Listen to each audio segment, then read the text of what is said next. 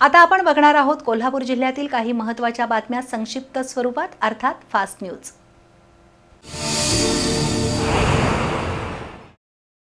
हातकणंगले तालुक्यातील रांगोळी आणि जंगमवाडी या दोन गावांचा इचलकरंजीतील शिवाजीनगर पोलीस ठाण्याच्या हद्दीत समावेश आहे। त्यामुळे नागरिकांना तक्रार नोंदवण्यासाठी इचलकरंजीला जावं लागायचं। पंचगंगा नदीच्या महापूर काळात किंवा दंगल सदृश परिस्थिती निर्माण झाली तर इचलकरंजीहून पोलीस येण्यासाठी वेळ लागायचा। रांगोळी आणि जंगमवाडी ही दोन्ही गावं हुपरी शहरापासून अवघ्या 4 किलोमीटर अंतरावर आहेत।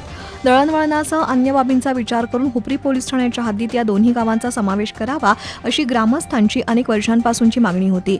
जिल्हा पोलीस अधीक्षक निलोत्पल यांनी हुपरी पत्रकार संघटनेच्या या मागणीबद्दल सकारात्मकता दर्शवली आहे। लवकरच तसे आदेश काढण्याचे त्यांनी आश्वासन दिले। परिणामी रांगोळी आणि जंगमवाडी ग्रामस्थांची अनेक वर्षांपासूनची मागणी पूर्णत्वास जाणार आहे।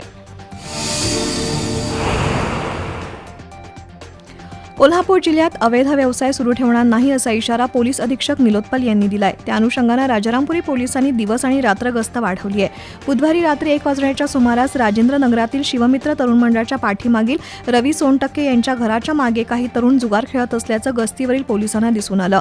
तातडीनं पोलिसांनी छापा टाकून निलेश पाटील, इरफान शेख, धीरज सकट, रवी सोनटक्के, रसूल शेख या 5 जणांना ताब्यात घेतलं। त्यांच्याकडून जुगारातील 16,600 रुपये, दुचाकी आणि 2 मोबाईल जप्त केले। कोल्हापुरातील गुणवंत कामगार असोसिएशन आणि जागृत नागरी सेवा संस्था यांच्या वतीनं राजर्षी शाहू महाराजांच्या जयंतीनिमित्त पुरस्कार वितरण सोहळा पार पडला।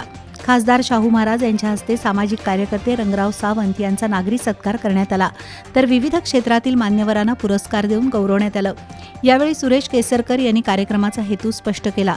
सखाराम जाधव, प्रभाकर कांबळे, अनिल भमाणे, राहुल चव्हाण, राजेंद्र निकम, सचिन खराडे, अनिता काळे यांनी मनोगत व्यक्त केली।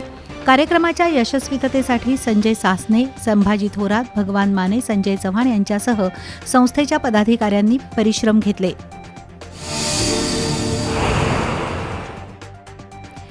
महाराष्ट्र कामगार कल्याण मंडळाच्या 73व्या वर्धापन दिनाचं औचित्य साधून राजारामपुरी परिसरामध्ये वृक्षारोपण करण्यात आलं।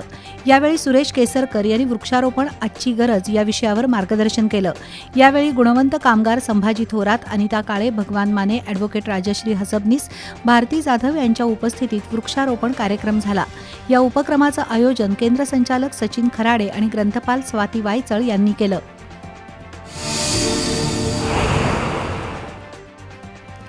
कोल्हापुरातील गंजीगल्ली इथल्या अब्दुल मणेर यांच्या जुन्या घरातील झाड हटवताना ते घर पडलं होतं। त्यानंतर महापालिकेनं घर उतरवून घेण्यासंदर्भात त्यांना नोटीस बजावली होती। त्यानुसार मणेर यांनी आज घर उतरवून घेतलं। मणेर यांच्या शेजारी रोशन भोरी यांचंही घर धोकादायक बनलं असून ते कोसळण्याच्या स्थितीत आहे। त्यामुळे तेही तातडीनं उतरवून घेण्याची नोटीस महापालिकेनं बजावली आहे।